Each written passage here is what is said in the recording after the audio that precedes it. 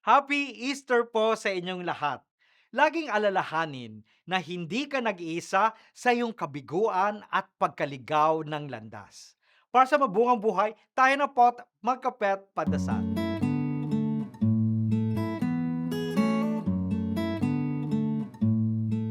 Have you ever felt so disappointed that you just wanted to walk away from everything?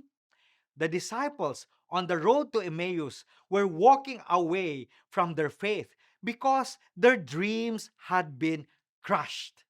As they walked and talked, a stranger joined them and explained things they didn't understand. Often, we don't realize that God is walking with us in our confusion until we look back later. Clarity usually comes slowly through conversations and shared meals. We might start the journey feeling cold and lost, but we can end it with a burning heart and a new purpose. Kaya manalangin po tayo. Huwag mo kaming iwanan, O Panginoon, kahit na mali ang napili naming tahakin. Amen.